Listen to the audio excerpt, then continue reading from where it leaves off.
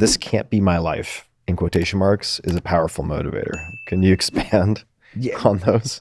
So this can't be my life is a very powerful motivator. You see it over and over again. I think the sense of drive, like the way you grew up on Long Island, the way I grew up, I was like, I'm not going out like this. I don't care what I have to do. I'm not going to replay this movie. No way. I think in many cases, seeing examples of what you don't want your life to be is more powerful than seeing what you want it to be. I think maybe that one comes first, and then you start to see, this is the path I want to go down. There's an expression in Japanese, which is hammen kyoshi. Hammen is like opposite side. Kyoshi is teacher. And it's someone who teaches you by showing you what not to do. Yeah. Right? Yeah. I would say my family definitely. I've got a lot of those. Yeah. Like you just see this over and over again. And so with him, like he grew up in the valley. He could see where he wanted to be. He could see the mansions of Beverly Hills. He saw the contrast between, this is what I'm worried about with social media. Before we grew up, what do you see? You basically see like, oh, like that's the nice neighborhood over there. That's kind of a bad neighborhood. Now you see like the richest people in the world every day and the poorest people in the world. Like you're exposed to nothing but extremes, which is like we've never, in human history, we've never been exposed to that. And like, what is the long-term effects of that? I have a teenage daughter now. And I think there's a lot of negativity of this, like you only see the most beautiful people. If you were just in a town, like where we grew up, you might see a really beautiful woman. You're not seeing them all day long. Like it's just like this unfair, barraged with it. Barrage of unattainable, standards. So with him, he was like fiercely driven to succeed. And one of my favorite parts of his book, the guy now wildly successful, but even before that, when he left, I think it was William Morris Agency, he starts CAA, they start to have a little success. He winds up buying a house in Brentwood, and it was like $650,000, right? Which is fantastic, but nothing compared to what's going to happen over the next decades in his life. But he just woke up every morning. He's like, I can't believe I live in Brentwood. I can't believe this. I did this. And then once you start seeing results, the grind becomes very addictive. And if you add, what's his archetype? Grinder. Like I'm going to throw sheer hours and energy. He's also an amazing, one of the best salespeople alive, very charismatic. He's got a lot of superpowers. I actually met Mark Andreessen. I asked him this because Mark Andreessen's on record saying that when he started A16Z, they essentially copied CAA. I think they brought Michael Ovitz in. They did. They both talk about this. And I asked him, I go, what do you think Michael's superpower? He's like, he's the world's greatest agent. And therefore the world's greatest salesperson. And so that's one example from his book. It's just like, this can't be my life. I don't want it to be like this. I'm going to direct all my energy and do something different. Now, the low introspection thing is, I'm not a controversial person. I'm just sharing lessons from history that I read in a book. You don't have to listen. You don't have to pay attention. It doesn't matter. But when I bring up the fact that a lot of these people have low or zero introspection, meaning that when they find what they want to do in life, they wake up and they know exactly what they're doing that day. Sam Walton was not waking up saying, what are my feelings like today? What should I do? Should I think about the meaning of life? He's like, no, I found Walmart. I made one Walmart. I'm going to make another one and another one and another one. I'm going to make every Walmart better and better and better. And I think having low introspection after you found your mission in life, and this is the sad thing, I think most people never find their mission. I know I found my mission. I don't think about what should I do today? We're going to talk, obviously, about the new show, and we've been alluding to it and mentioning some of the guests. But before we get there, so you're about to meet Michael, and he had been ostensibly on vacation, but he's listening to your episodes on Rockefeller and others. Do you recall any of the other episodes?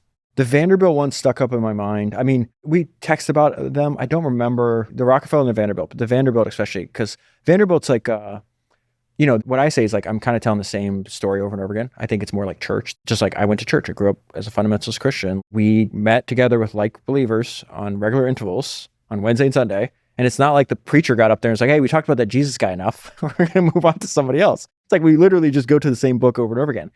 And so I always say there's like always a historical equivalent to anybody we're dealing with today or in the past. But Vanderbilt, to me, there's not like an entrepreneurial historical equivalent. He's like Putin or something. When he died, he controlled 5% of the money supply.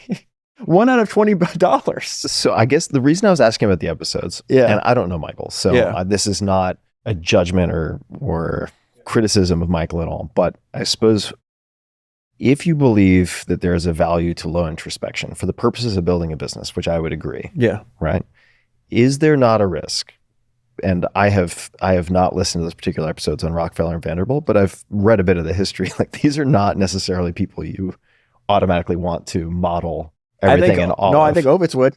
Well, okay, so this is, I suppose, my question is like, is there a risk of ending up sort of amoral, immoral, or like sociopathic if one of the things you optimize for is low introspection or maybe that's just hardwiring, frankly, and you're just not inclined to do it? Because That's a great question. Because this archetype does exist, right? Just like the rape, pillage, destroy archetype is an archetype. They're overrepresented in entrepreneurship. Why? Because if entrepreneurship done correctly yield the greatest material rewards in human history. Yeah.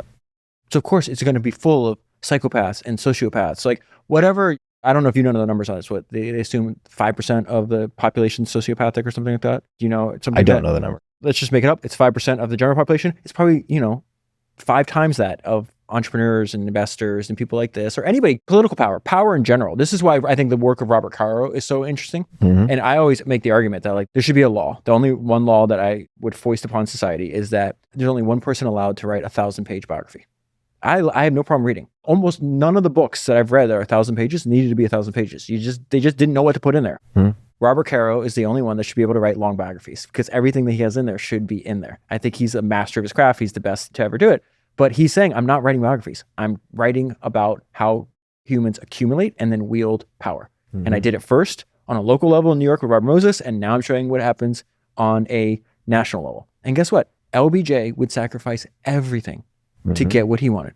Personal ethics, his relationships, everything. Stealing elections. Yeah. This is the wonderful thing about studying history. History doesn't repeat, human nature does. Me and you both love Will and Ariel Durant, right? Read the history of human civilization. Read their 100-page book, Lessons of History. The same stuff repeats over and over again. So when it comes out and you see this on the news, like, oh, of course no one stole the election. It's like stealing every election, like in all different countries. Stealing elections is an American pastime. Just read Robert Caro's, and it could be like a little, Senate election in Texas. Exactly. If you don't think that the missing ballot box. Yeah. The line I have about this is from Will Durant, where he's just like, in every age, humans are dishonest and governments are corrupt. It's one of my favorite quotes from Lessons of History. In every age, nothing that we're doing is new. We're telling the same stories over and over and over again. You see the same people over and over again. So yeah, I'm sure there's a ton of people that read these biographies and that listen to my podcast that are absolute psychopaths. I don't think Ovitz is a psychopath. He's an extreme winner. He wants to win. The line may be pretty thin. Yeah, of course.